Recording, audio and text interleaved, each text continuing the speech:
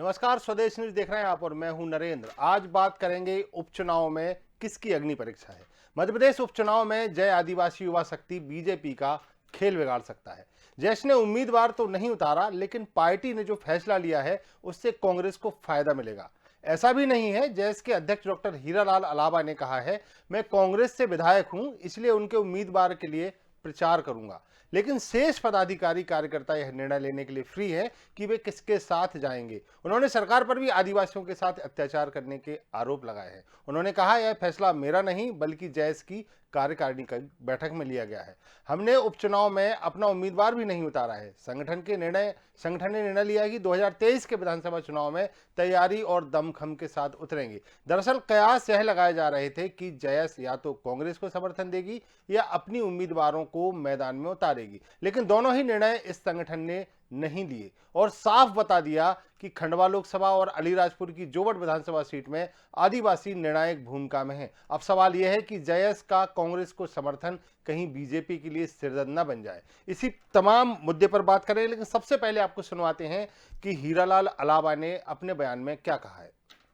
इसमें होने वाले उपचुनाव में जयेश की ओर से कोई भी हमने अधिकृत प्रत्याशी नहीं उतारा है। हमारी तैयारी मिशन 2023 की है और निश्चित ही हम लोग इस उपचुनाव में भाग लेने के लिए पूरी तरह तैयार नहीं थे। इसके कारण हमने जयेश की ओर से अधिकृत प्रत्याशी जोबट उपचुनाव, खंडवा लोकसभा में हो रहे उपचुनाव और अन्य जगह पे हमने कोई उम्मीदवार नहीं उतारा है। निश्चित ही इस बार हमारे संगठन के माध्यम से हम पूरी तरह से निष्पक्षता रखेंगे। पार्टी विशेष के समर्थन में नहीं रहेंगे, लेकिन निश्चित ही मैं डॉक्टर हीरालाल अलावा जयेश का राष्ट्रीय संरक्षक होने के नाते और कांग्रेस का विधायक होने के नाते कांग्रेस की सीट पर जोबट विधानसभा और खंडवा में होने वाले लोकसभा उपचुनाव में पूरी ताकत के साथ जिताने के लिए कांग्रेस संगठन का साथ देंगे। और निश्चित ही मध्य प्रदेश में जिस प्रकार भारतीय जनता पार्टी के नेतृत्व में आदिवासियों के ऊपर शोषण, बर्बर और अत्याचार बढ़े हैं, इनके खिलाफ प्रदेश का आदिवासी समुदाय भारतीय जनता पार्टी के खिलाफ मतदान कर हम लोग पूरी ताकत के साथ भारतीय जनता पार्टी के खिलाफ काम करेंगे। और मुझे पूरा भरोसा है कि मध्य प्रदेश में आदिवासियों का शोषण के लिए जिम्मेदार भारतीय जनता पार्टी, जिसके संगठन के पदाधिकारी खासकर आदिवासी वर्ग से आने वाले बीजेपी के नेता आदिवासियों को आदिवासी न बोलकर वनवासी बोलने में विश्वास रखते हैं, ऐसे लोगों को इस बार उपचुनाव में हम लोग जवाब देंगे। तो इस पूरे मुद्दे पर चर्चा करेंगे, लेकिन आपको बता दें कि इस बार का जो चुनाव है वो अपने आप में दिलचस्प होता जा रहा है, क्योंकि जिस तरीके से जयेश ने अपना कुछ दिनों में दबदबा बनाया है, और मध्य प्रदेश की बात करें तो जय आदिवासी संगठन ने जिस तरीके से आदिवासी इलाकों में अपनी पैठ बनाई है वो किसी से नहीं छुपी है। चाहे भारतीय जनता पार्टी हो चाहे कांग्रेस हो, अगर जयेश अपने उम्मीदवार उतारती, जैसे कि कयास लगाए जा रहे थे, तो कांग्रेस की मुश्किलें बढ़ सकती थी। लेकिन चूंकि हीरालाल अलावा खुद कांग्रेस से विधायक हैं, तो उन्होंने उनके संगठन ने तय किया कि अब वो उम्मीदवार नहीं उतारेंगे। लेकिन अब आदिवासी संगठन जयेश किसके साथ है, और इस चुनाव में आदिवासी वोटों को लेकर दोनों पार्टियों की अग्नि परीक्षा होगी। लेकिन यह अग्नि परीक्षा किसकी होगी, हमारे साथ इस मुद्दे पर बातचीत करेंगे और तमाम मेहमान हमारे साथ जुड़े हैं। सबसे पहले उनका परिचय करा दें। लाल सिंह आर्य भारतीय जनता पार्टी से हमारे साथ जुड़े हुए हैं, पूर्व मंत्री हैं, और अवनीश बुंदेला प्रदेश प्रवक्ता कांग्रेस से हमारे साथ जुड़े हुए हैं। साथ में हीरालाल अलावा संरक्षक हैं जयेश के, वो भी हमारे साथ जुड़े हुए हैं।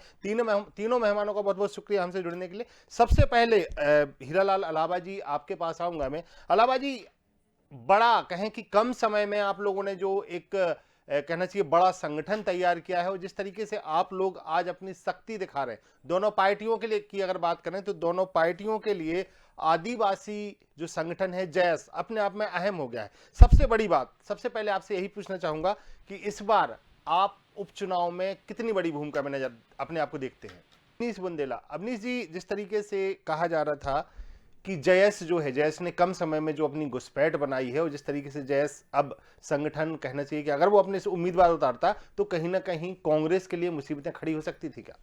देखिए, कांग्रेस पार्टी कभी जयेश को मुसीबत के तौर पर नहीं देखती, ना ही हमारा ऐसा सोच है। जयेश की सोच और हमारी विचारधारा लगभग एक ही है, क्योंकि अभी मैं डॉक्टर हीरालाल अलावा जी को भी सुन रहा था, ये बात सही है। पिछले कुछ समय में शिवराज सिंह चौहान जी के शासनकाल में आप देखें तो निरंतर आदिवासियों पर अत्याचार बढ़े हैं। आदिवासी बहू बेटियों पर बलात्कार के कई सारे हमने देखे, ये जो हादसे हो रहे हैं, आम हो चुके हैं। मैं एक बात आपको बताना चाहता हूँ, वर्तमान में मध्य प्रदेश पूरे देश में नंबर 1 है एक मामले में, कि यहाँ पर सबसे ज़्यादा आदिवासी बच्चियाँ गायब हुई हैं। 9000 बच्चियाँ पिछले 1.5 साल में गायब हुई हैं। वो अधिकतर उनमें अगर आप देखें प्रतिशत आदिवासी जन समुदाय का ज़्यादा है। क्या कोई नीमच की घटना भूल सकता है कि कोई व्यक्ति अपने परिवार को ढूंढने निकलता है, उसको दबंग लोग घसीट कर उसके प्राण ले लेते हैं? अवनीश जी लगातार बात कर रहे थे, जैसे कि कहा जाए कि रेगांव की बात करें तो एक परिवार से 5 लोगों ने नामांकन दाखिल कर दिया है। क्या कहेंगे आप कि उपचुनाव अब अपने आप में दिलचस्प होता जा रहा है?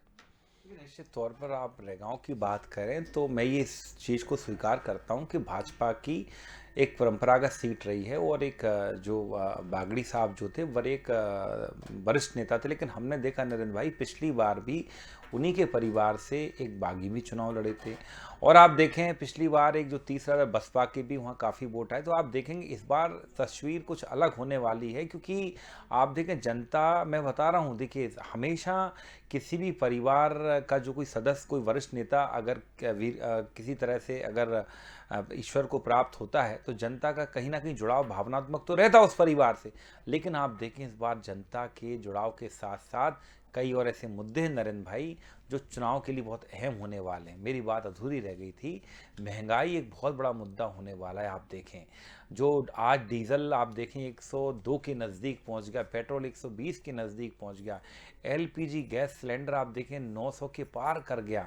और सबसे बड़ी बात ये, सरकार इतनी असंवेदनशील है, चाहे केंद्र सरकार कह लें या शिवराज जी की सरकार कह लें, इस बात पर चर्चा ही करना नहीं चाहती है। अवनीश जी बुंदेलखंड चुनाव की अगर बात करें तो जैसे कि पृथ्वीपुर उपचुनाव की बात करें तो पृथ्वीपुर में जिस तरीके से अब जो सेकंड पोजीशन पर आती है, भारतीय जनता पार्टी की बात करें तो तीसरी पोजीशन पर पहुंची थी, लेकिन अब अगर उपचुनाव की बात करें तो कितना दिलचस्प चुनाव हो रहा है, क्योंकि जो बीजेपी ने अब कैंडिडेट उतारा है वो कहें कि सेकंड पोजीशन पर वो थे। भाई सबसे पहले तो इस बात हमें समझनी होगी कि जो पार्टी अपने आप को सबसे बड़ा संगठन कहता है, सबसे बड़ा कैडर आधारित पार्टी कहती है, उस पार्टी के पास प्रत्याशी नहीं मिलते हैं।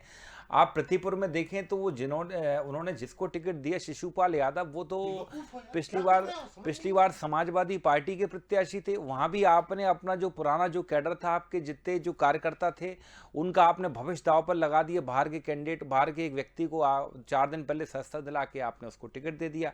आप देखें, आप जोबट की भी बात कर लें, जोबट में भी आप देखें जो सुलोचना रावत हैं वो भी कांग्रेस की नेता रही हैं। आज उनको आपने टिकट, तो आप मुझे बताएं क्या भाजपा के पास कोई प्रत्याशी नहीं है? क्या जो भाजपा अपने आप को इतना संगठन आधारित पार्टी कहती है, और वही कारण बनेगा नरेंद्र भाई भाजपा की हार का। आप पृथ्वीपुर में तो मैं बता दूं भाजपा के पास प्रत्याशी भी नहीं था, और पृथ्वीपुर में भाजपा अगर अपनी जमानत भी बचा ले नरेंद्र भाई, क्योंकि पिछली बार का 2018 का आपको हादसा याद होगा, उस समय जो 4 राज्यों में चुनाव हो रहे थे नरेंद्र भाई, उसमें सिर्फ एक सीट ऐसी थी पृथ्वीपुर जहां पर भाजपा की जमानत जब्त हुई थी, सिर्फ 6000 वोट मिले। तो मैं बताना चाहता हूं फिर से भाजपा। लाल सिंह आर्य जुड़ गए, रोकना चाहूंगा मैं आपको। लाल सिंह जी, जिस तरीके से आदिवासी अत्याचार की बात की जा रही है कि लगातार आदिवासियों पे अत्याचार बढ़े हैं, या फिर घटनाओं की बात कहें, चाहे वो जीप से उनको घसीटने की बात की जाए या फिर पूरे परिवार को दफनाने की बात की जाए, इस तरीके का कहीं ना कहीं सरकार की चूक रही है कानून व्यवस्था को लेकर। लाल सिंह जी। शर्मा जी, मेरा ये कहना है, मध्य प्रदेश में 54 ईयर कांग्रेस की सरकार रही है जी। मैं यहाँ से स्टार्ट इसलिए करना चाहता हूँ जानबूझकर जी कि अलावा जी कुछ गलत फहमियों में है, वो गलत फहमी इनकी दूर होनी चाहिए जी।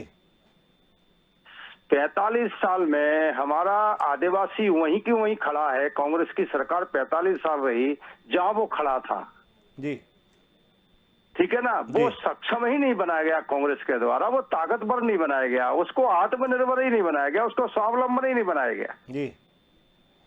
और जहां तक घटनाओं की बात है तो अलावा जी, मध्य प्रदेश में घटना घटती हो, चाहे उत्तर प्रदेश में घटती हो, चाहे कांग्रेस के राज्य राजस्थान में, छत्तीसगढ़ में घटती हो, ये घटनाएं बहुत अच्छी नहीं है। हमारी सबकी सामाजिक जिम्मेदारी है, राजनीतिक जिम्मेदारी है कि हम ऐसा वातावरण बनाएं कि सामाजिक समरसता मजबूत हो, ताकतवर हो जी। किसी के साथ भी अन्याय नहीं होना चाहिए। बिल्कुल। लेकिन मैं अलावा जी या कांग्रेस के लोगों से प्रश्न करना चाहता हूं कि राजस्थान में लगातार SC ST के साथ गैंगरेप हो रहा है, लगातार मॉब लिंचिंग हो रही है, मर्डर हो रहे हैं, आज भी एक हो गया, कल भी एक हो गया। जी एक आदिवासी लोगों को महाराष्ट्र में कांग्रेस की संयुक्त सरकार में मारा गया लगातार। जी। छत्तीसगढ़ में घटनाएं हो रही हैं, लेकिन अलावा जी बोलते नहीं हैं। मेरा कहना है, अगर आप सामाजिक वास्तव में कार्यकर्ता हैं, ठीक है, आपने सामाजिक कार्य करते करते राजनीतिक पार्टी से जुड़ के आपने सीट प्राप्त कर ली होगी, आपको पद प्रतिष्ठा मिल गई होगी, लेकिन समाज को तो नहीं मिली है ना। जी जी तो समाज को पद प्रतिष्ठा मिले, उसका स्वाभिमान बढ़े, उसको स्वावलंबन बढ़े, इसके लिए कब आवाज उठाई? 1.5 साल में कांग्रेस की सरकार में आवाज उठाई क्या? नहीं उठाई।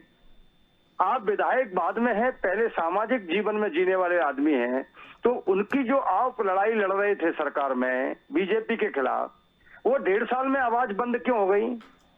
इसका मतलब है कि आप राजनीतिक सत्ताएं समाज के कंधे पर बैठ के प्राप्त करना चाहते हैं। आप षड्यंत्र करके सरकार को बदनाम करके सत्ताएं प्राप्त करना चाहते, सौदेबाजी करना चाहते, नंबर 1। नंबर 2, मेरा ये कहना है कि जो 57 साल केंद्र में कांग्रेस सरकार रही, इसने क्या हमारे 86% जो किसान हैं, जी इसके खाते में 6,000 रुपए डाला? क्या आदिवासी के किसान के खाते में 6,000 नहीं जा रहा? ये कांग्रेस क्यों नहीं कर पाई?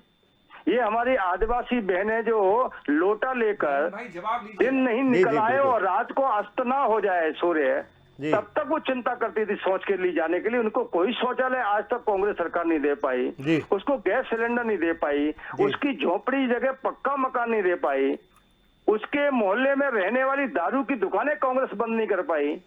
तो उस कांग्रेस से अलावा जी जुड़े हैं, तो इसका मतलब यह है कि इनके 2 रूप हैं। एक रूप है सत्ता प्राप्त करना और दूसरा भड़काना।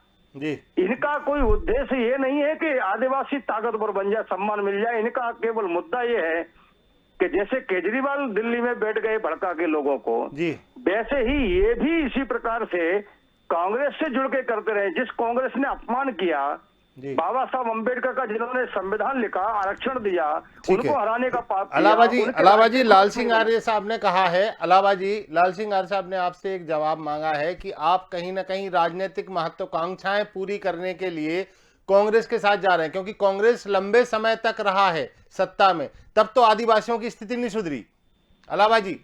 अलावा जी लाल सिंह आर्य साहब ने एक आपसे सवाल किया है कि आप राजनीतिक महत्वाकांक्षा के लिए कांग्रेस से जुड़े हैं, क्योंकि 56 साल में अगर देखा जाए तो आदिवासियों की स्थिति नहीं सुधरी है, और आप जो आदिवासियों की आवाज उठा रहे थे, जब से आप विधायक बने हैं तब से आप कांग्रेस के हो गए, तब से आप आवाज उठाना बंद कर दिया आपने। लाल सिंह आर्य जी को मैं कहना चाहता हूँ, उन्होंने 2-3 बातें कही। उन्होंने कहा कि सामाजिक के माध्यम से अलावा जी ने समाज को गुमराह करके सत्ता ये विधायक बने।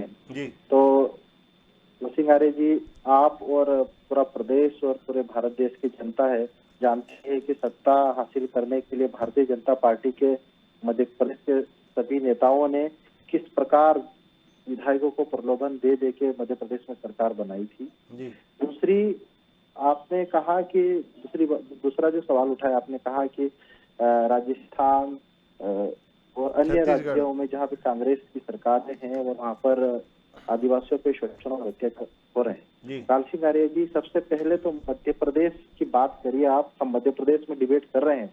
आज मध्य प्रदेश में आदिवासी बेटियों को 10-10 फीट गहरे गड्ढे में गाड़ दिया जा रहा है। अपराधियों की तरह उनके साथ सामूहिक बलात्कार कर उनके साथ शोषण और अत्याचार किया जा रहा है।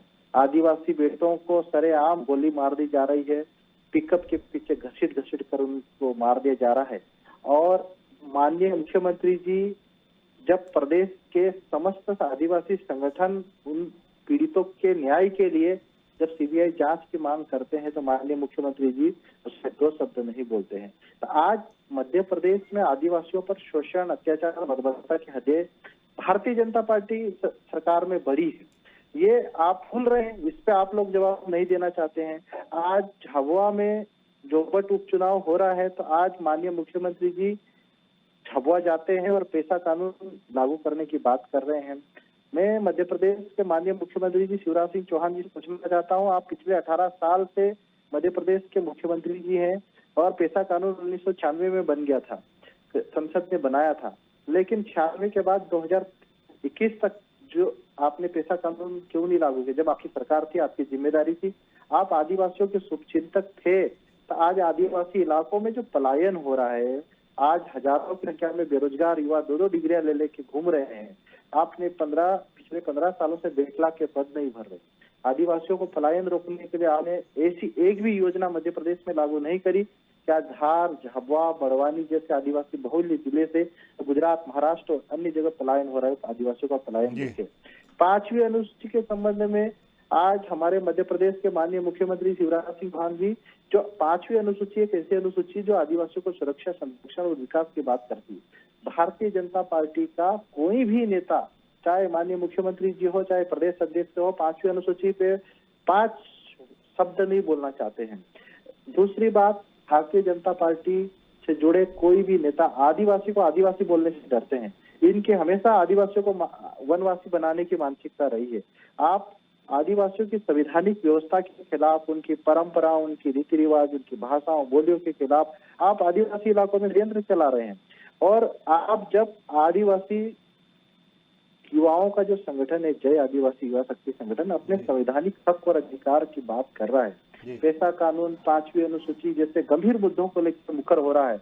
और जब आपके माध्यम से, चैनल के माध्यम से मैं मुख्यमंत्री जी से कहना चाहता हूँ, पिछले 10 अगस्त को तत्कालीन जो वन मंत्री थे प्रकाश जावड़ेकर जी, उन्होंने स्वीकार किया कि अब तक 10 अगस्त 2021 तक मात्र 10% सामुदायिक वन अधिकार बांटे गए हैं। 90% सामुदायिक अधिकारों से कोई काम नहीं किया गया। तो जब मध्य प्रदेश में शिवराज सिंह चौहान जी आदिवासियों के हितैषी होने की बात करते थे, जंगलों में कई पीढ़ियों से आदिवासी और गैर आदिवासी लोग निवास कर रहे हैं, उनको सामुदायिक वन अधिकार क्यों नहीं दे रहे आप?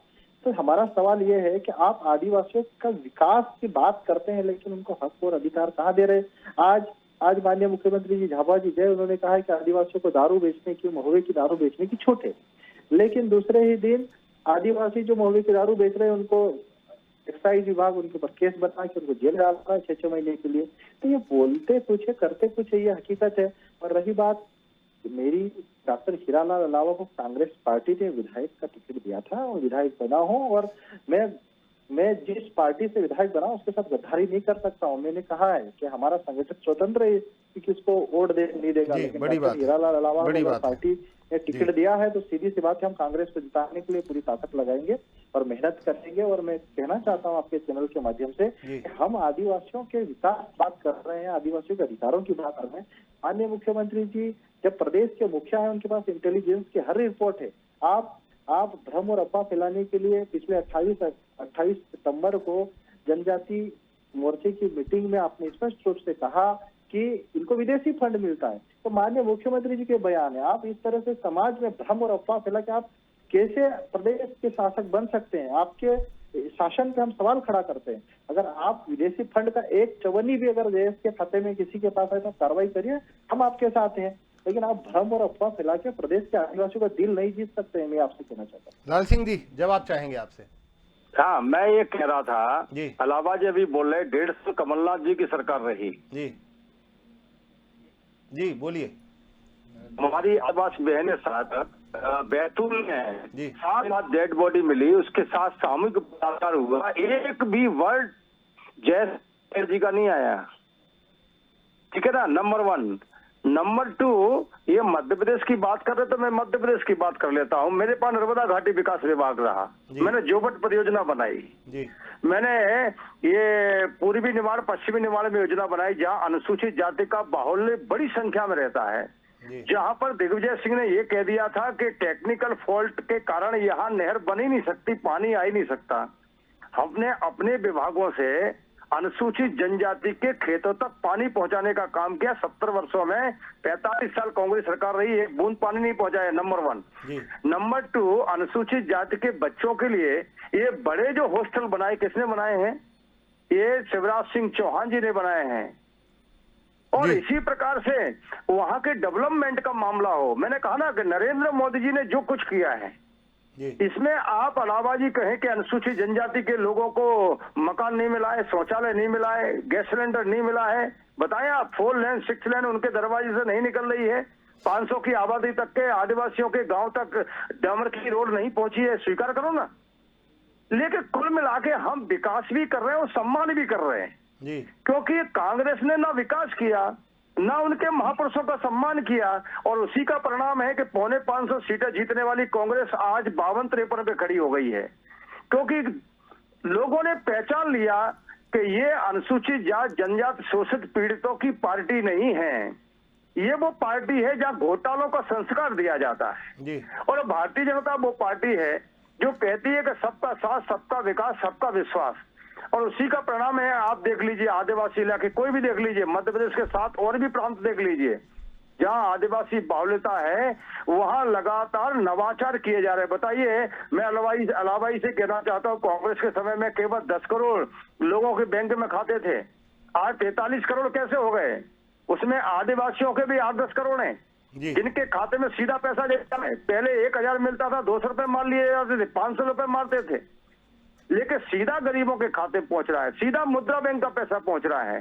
ये जो बड़ा घोटाला, बड़ा शोषण हमारे आदिवासियों का और दलितों का, शोषितों का रोका गया है, ये किसने किया है?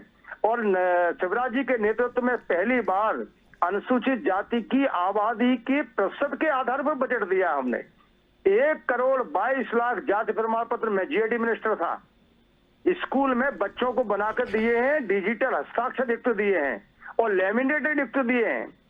1,22,00,000 हमारे SC ST के बच्चों को स्कूलों में नहीं SDM तहसीलदार के पास नहीं जाना पड़ा है जी।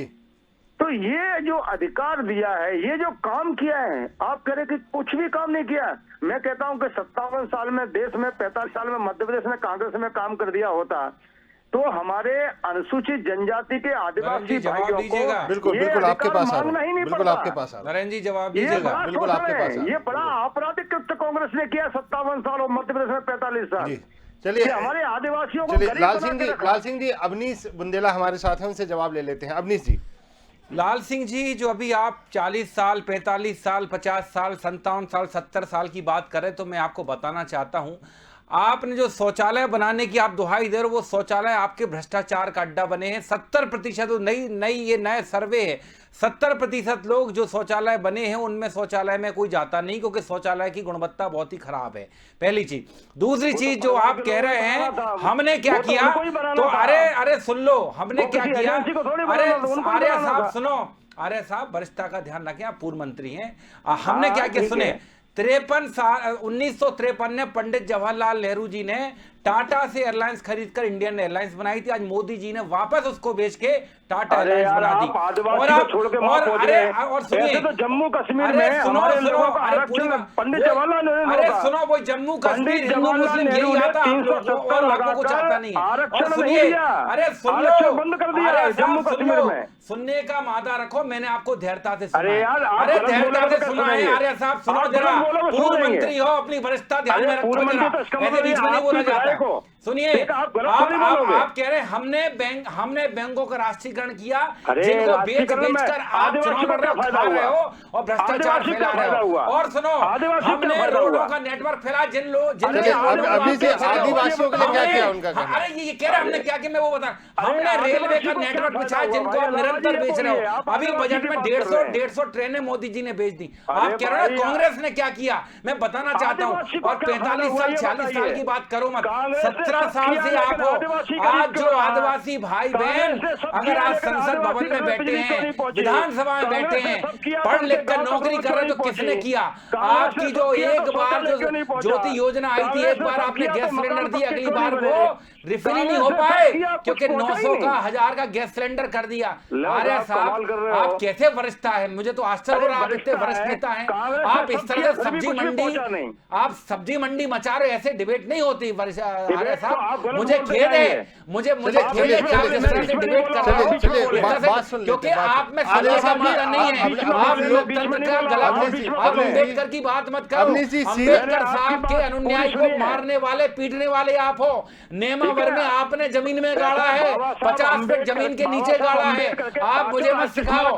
आप सुनिए, आपने सदैव भी दलितों को, आदिवासियों को मारने, मॉब लिंचिंग शब्द आपकी देन है। हैं। मॉब लिंचिंग करने आपने वालों दिल्ली को में आपके अम्बेडकर जी मंत्री, की आपके राष्ट्रीय नेता स्मारक पुरस्कृत नहीं करते बनाया। हैं। मुझे मत उनकी बताएं, मुझे तो आपने आश्चर्य हो रहा अम्बेडकर है। जी को आप इतने आपने वरिष्ठ नेता अंत्येष्टि होने दी हैं, दिल्ली 4 में। बार के विधायक हैं, पूर्व मंत्री हैं, और आप इस तरह से परिचर्चा कर रहे हैं। आप विधानसभा में बोले, आपका आप बीच क्या में लम बोले, होता होगा? आप बीच में मुझे नहीं बोलना लगता चाहिए कि था आप आपको। अपने अवनीश जी, क्षेत्र की अवनीश जी उनकी बात सुन लेते हैं। नहीं, लाल सिंह जी, आप आप पूछना बीच क्या में चाहते बोलेंगे, हैं? हम बीच में नहीं बोलेंगे, ये कौन सा तरीका है? लाल सिंह जी, आप नहीं, पूछना क्या मैं चाहते आपके हैं? बीच में नहीं बोला, आर्या साहब। आप लाल सिंह जी आर्या पहले साहब, पहले मैं आप आपके बीच में नहीं लाल बोला। सिंह जी एक बार आप पूछना क्या चाहते हैं अवनीश मंडला से पहले? मैं तो ये कहना चाहता हूँ, जैसे अलावा जी बोल रहे हैं जी कि भैया कांग्रेस ने ये किया वो किया, मैं ये कह रहा हूँ कांग्रेस ने सब किया, चलो मान लेते हैं, जी लेकिन कांग्रेस ने सब किया तो वो सड़क आदिवासी के गांव तक क्यों नहीं पहुंची? कांग्रेस ने कैसे सब किया नहीं तो पहुंची? सोने में क्यों अलावा नहीं जी, पहुंची? अलावा जी, कैसे नहीं अलावा जी, पहुंची? अलावा जी, झाबुआ में जो मकान सड़कें तक बनी क्यों है नहीं वो बना? किसने अलावा बनाई? जी, कांग्रेस ने सब आप किया भूल तो- गए?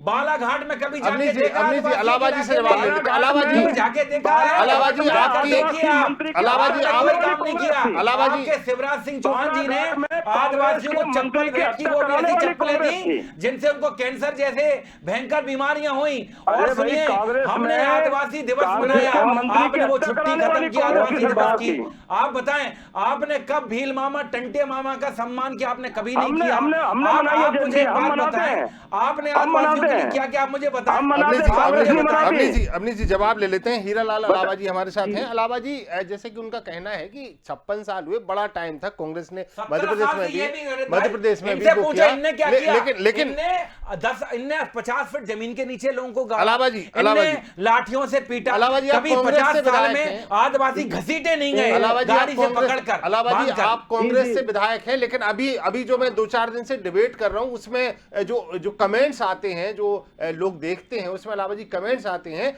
तो लोगों की भावनाएं ऐसी भी जुड़ी हैं कि जयेश को चुनाव लड़ना चाहिए, जय जोहार, जय जयेश, ये वो संगठन जो आपने बनाया है उनके कार्यकर्ताओं की आवाज है। आप क्यों चुनाव में नहीं उतर? चलिए, आप कांग्रेस से विधायक हैं, माना आपने कहा भी, एक बड़ी बात बोली आपने कि हमारे कार्यकर्ता स्वतंत्र हैं, वो किसी भी पार्टी को वोट दे सकते हैं। बड़ी बात है, ये बात बोलने के लिए भी मुझे लगता है बहुत बड़ा कलेजा चाहिए जो आपने बोली है बात। मैं आपसे एक चीज कहना चाहूंगा अलावा जी, कि जिस तरीके से अब आदिवासियों की जो मांग थी, संगठन आपने बड़ा कर लिया, बहुत सारे लोग आपसे जुड़े हुए हैं, कई लोग हैं, कई युवा हैं जो कुछ उम्मीदें लेके आए हैं, जो दोनों पार्टियों ने नहीं किया वो आपसे उम्मीद लगा के बैठे हैं। तो आप अभी ये बताइए अलावा जी कि किस तरीके से अब आप आगे की जो अपनी गतिविधियां हैं जैस की वो करने वाले हैं? जी, एक तो अब स्वदेश चैनल को मैं धन्यवाद देना चाहूंगा कि आपने इतनी शानदार बजट में मुझे और हमारे सभी दिग्गजों को इन्वाइट किया। आपके सवालों का जवाब देने से पहले मैं आर्या जी के जो उन्होंने बहुत सारे सवाल खड़ा किए कि हमने जोबट परियोजना बनाई, हमने नहरें बनाई, हमने स्कूल बनाए, तो आर्या जी और मैं आपके चैनल के माध्यम से मध्य प्रदेश सरकार और मुख्यमंत्री जी से भी मैं कहना चाहता हूँ कि आदिवासी इलाकों में, जैसे आर्य जी ने आरोप लगाया कि कांग्रेस ने कुछ नहीं किया, ठीक है, आप 18 साल से मध्य प्रदेश में शासक हैं और आदिवासी इलाकों में धार, झाबुआ, बड़वानी, कबून जैसे आदिवासी इलाकों में जहाँ आपने एक भी ऐसा स्कूल बनाया हो जहाँ पर आदिवासी बेहतर एजुकेशन के लिए एक अच्छा एनवायरनमेंट उन्हें हासिल हो सके, तो मुझे आप बता सकते हैं। नहरों की बात करें, जो आदिवासी इलाकों में सिंचाई परियोजनाओं की बात करेंगे, तो जितनी भी सिंचाई परियोजनाएं बनी है आज धार, झाबुआ, बड़वानी इलाके में, अलावा जी समय की कमी है, थोड़ा सा जल्दी से आप अपनी बात पूरी करिए फिर। जी, थे, इन सभी इलाकों को पूरी तरह से छोड़ा गया है। ज्यादातर 80% आज भी आदिवासी इलाके जो धार, झाबुआ, बड़वानी, खरगोन के, वहाँ पे सिंचाई परियोजना के नाम पे नहरें नहीं पहुंची है, सब नर्मदा नदी के आसपास पहुंची है। तीसरी बात आपने जो कही है, जय से उम्मीद रखते हैं, निश्चित ही जनता को कहना चाहता हूँ कि जय आदिवासी युवा शक्ति संगठन को हमने एक सामाजिक संगठन के तौर पे, एक वैचारिक संगठन के तौर पे आदिवासियों की एक स्वतंत्र ताकतवर आवाज के रूप में हमने इसे बुलंद किया है। जयेश के नाम पर चुनाव लड़ने के लिए, जयेश को राजनीतिक पार्टी के नाम पर पंजीकृत कराने के लिए हमने किसी को अथॉराइज नहीं किया है। देखिए, हाँ, लेकिन हम जयेश के माध्यम से नए युवाओं को राजनीति में मौका मिले, उसके लिए मैं समर्थक हूँ। और नए युवा नेतृत्व, क्योंकि आज आदिवासी समाज को वास्तव में नए जी। युवा नेतृत्व की जरूरत है जो उनकी आवाज बन सके। जी, जी। आज आदिवासी इलाकों में जो गंभीर चुनौतियां हैं, जी। उनके पलायन की, जी, जी। कुपोषण की, भूखमरी की, शिक्षा की, स्वास्थ्य जी। की, उन मुद्दों पर काम करने की जरूरत है और उन मुद्दों पर सरकार का बिल्कुल ध्यान बिल्कुल आकर्षित अलावा करने जी, की समय जरूरत की है। कमी है, माफी चाहूंगा आपसे, अगली डिबेट में फिर हम आपसे मिलेंगे। लेकिन एक हिसाब से कहा जाए कि अब उपचुनाव में अग्नि परीक्षा दोनों पार्टियों की, क्योंकि जिस तरीके से आदिवासी वोट बैंक या जैस की बात करें अपने पत्ते नहीं खोल रही है, वो कहीं ना कहीं भाजपा के लिए सिरदर्द साबित हो सकता है। फिलहाल इस कार्यक्रम में इतना ही, बने रहिए हमारे साथ, देखते रहिए स्वदेश न्यूज।